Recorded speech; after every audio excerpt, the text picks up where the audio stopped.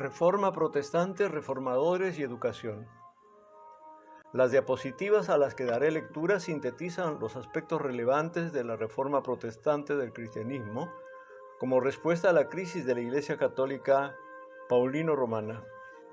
Se trata de un material didáctico de soporte que usé para mis clases con diferentes tipos de estudiantes en programas de complementación pedagógica, maestrías y doctorados en diversas universidades.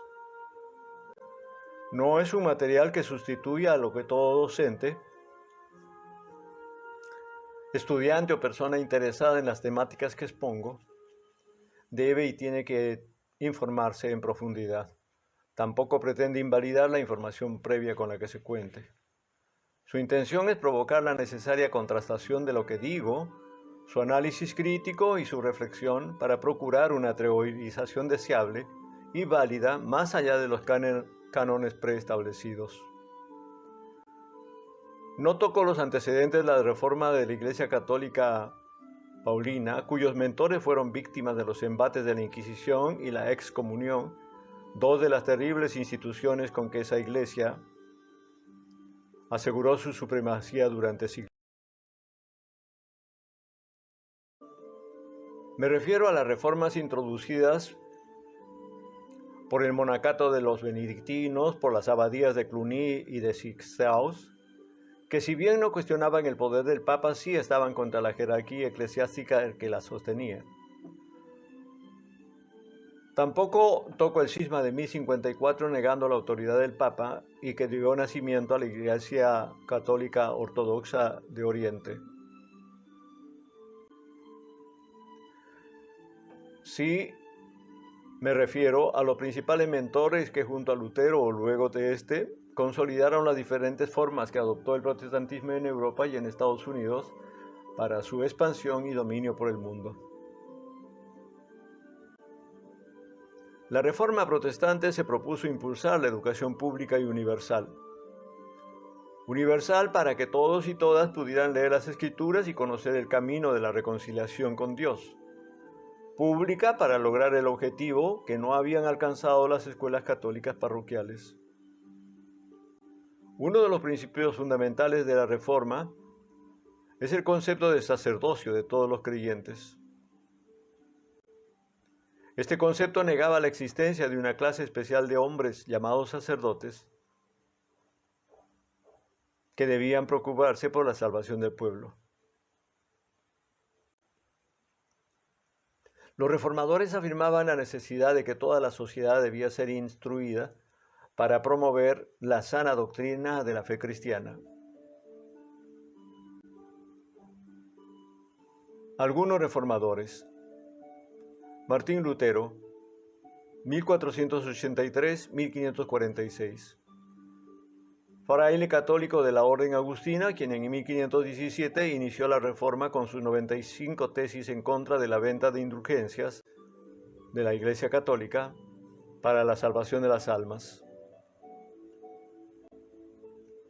Lutero denuncia el sistema educativo existente por caduco, inmoral, no ajustado a la realidad e imposible de modificación alguna.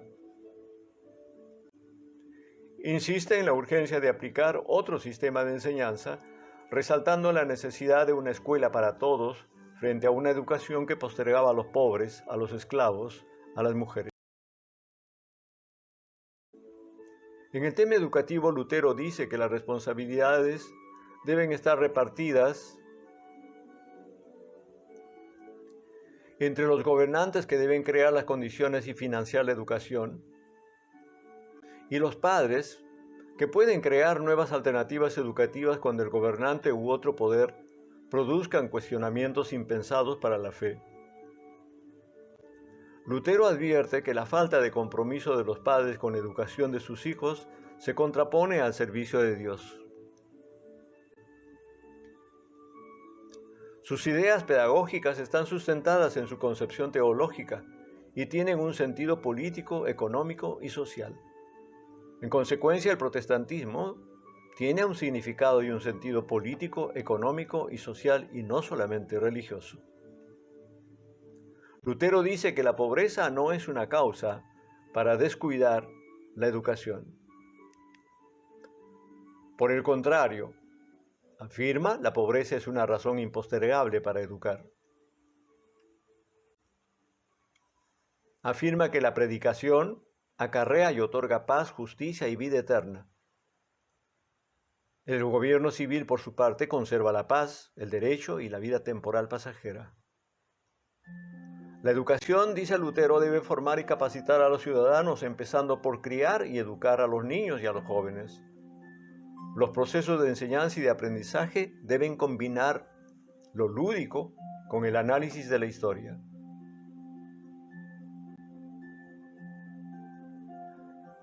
Otro de los reformadores importantes, a veces no mencionado, es Philip Melanchthon, 1497-1560. Fue el teólogo que redactó en 1530 en latín la Confesión de Augsburgo, o Confesión Augustana.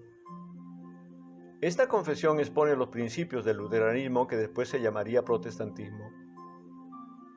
Fue presentada el 25 de junio de 1530 por los reinos imperiales protestantes ante la Dieta de Augsburgo durante el imperio de Carlos V, rey de España y del Sacro Imperio Romano Germánico. Melanchthon es considerado la confesión es considerada uno de los textos básicos de las iglesias protestantes de todo el mundo y forma parte del Libro de la Concordia. El Libro de la Concordia es el canon de la Iglesia Evangélica Luterana.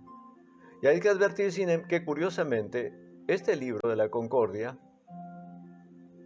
recoge la invocación de Pablo de Tarso, que es el fundador de la Iglesia Católica Paulina Romana,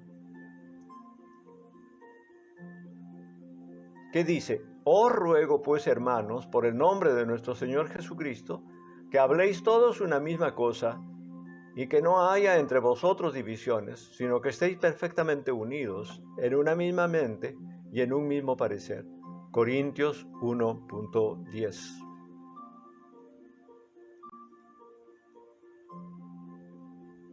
El Libro de la Concordia se divide en dos partes: la fe, la corrección de los abusos.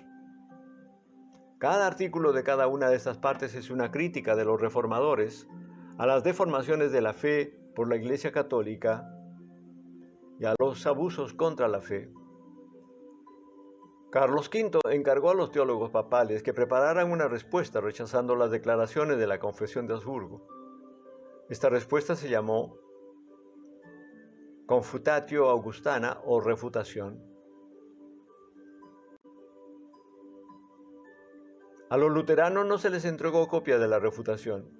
El emperador accedió a entregarles una con la condición de que no respondieran a ella por medio de la imprenta, abandonaran su confesión de fe y volvieran a las enseñanzas y prácticas de la Iglesia Católica Paulino-Romana. Melanchthon respondió con la apología de la Confesión de Augsburgo, completada en 1531, pero no fue presentada al emperador. Juan Calvino, teólogo francés, vivió entre 1509 y 1564. Aportó su doctrina de 5 puntos al desarrollo de las doctrinas de la Reforma Protestante. Su obra Institución de la Religión Cristiana se publicó en 1534, cuando solo tenía 25 años. Para el calvinismo, todas las personas dependen enteramente de la misericordia de Dios, a quien le sería justo el condenarlos a todos por sus pecados, pero ha escogido ser misericordioso con algunos para dar gloria a su propio nombre. Una persona es salvada mientras que otra es condenada, no por causa de la voluntad, fe o alguna otra virtud de la persona, sino por causa de la elección soberana de Dios para tener misericordia de él. Con relación a la educación, Calvino señala en su obra Ordre du Collège de Genève que el objetivo básico de la educación es el conocimiento de Dios y de su creación para su servicio. Calvino dice que a menos que veamos la sabiduría y cultura del hombre a la luz de Cristo, ellas son como humo, convertidas en necedad por Dios, pues el hombre con toda su agudeza es tan estúpido para obtener por sí mismo un conocimiento de los misterios de Dios, lo mismo que un asno está calificado para entender las armonías musicales.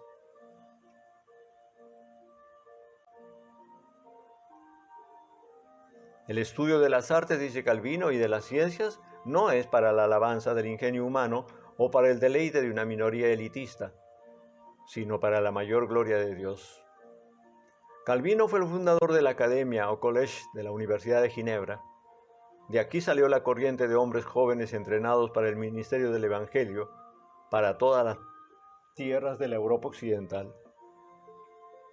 En el siglo XVI, el calvinismo se extendió por Bélgica, Holanda, Francia, Inglaterra, Hungría, Lituania, Polonia y algunas regiones limítrofes de Alemania. La mayoría de los invasores europeos del territorio de Norteamérica fueron calvinistas y sus descendientes siguen siéndolo. Puritanos ingleses, hugonotes franceses, presbiterianos tanto holandeses como irlandeses como escoceses. Ulrico Zwinglio, erudito alemán, vivió entre 1484 y 1531. Fue el líder de la Reforma Protestante en Suiza y el fundador de la Iglesia Reformada Suiza. Al estudiar las Escrituras encontró que éstas estaban en contradicción con las prácticas de la Iglesia Católica Romana. De manera independiente llegó a conclusiones similares a las de Lutero, que era un doctor bíblicus. La Iglesia Reformada en Zúrich no afectó solamente a la religión. Al igual que las otras iglesias protestantes, la doctrina de Zwinglio supuso un conjunto de medidas de regulación del sistema escolar, el matrimonio, las costumbres. En 1525, Zwinglio publica su confesión de fe, llamada de la verdadera fe y la falsa religión. Su teología, coincidente con la de Lutero en muchos aspectos básicos, opera de una manera más radical en otros, como por ejemplo en la cuestión de la Eucaristía. Zwinglio rechaza la presencia real de Cristo en la comunión. La reforma en Zúrich suprime la misa, elimina las imágenes, decreta la supresión del celibato sacerdotal, establece y regula una beneficencia para los pobres, financiada con los fondos obtenidos de la secularización de los bienes eclesiásticos. John Knox, 1514-1572. Sacerdote escocés, líder de la Reforma Protestante en Escocia, considerado el fundador del presbiterianismo, discípulo de Wishart, uno de los primeros reformadores asesinados en la hoguera. Knox se enfrentó a las dinastías francesas católicas que dominaban Escocia. En 1547 fue deportado y enviado a galeras como esclavo hasta 1549, en que fue liberado por intermediación del gobierno inglés.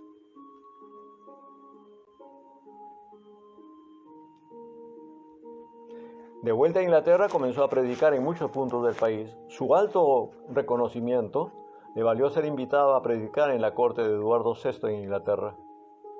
Durante el reinado de María Tudor, o María I de Inglaterra, católica y mujer de Felipe II, decidió escapar a Ginebra en 1555, donde recibió la influencia de los reformadores suizos como Juan Calvino.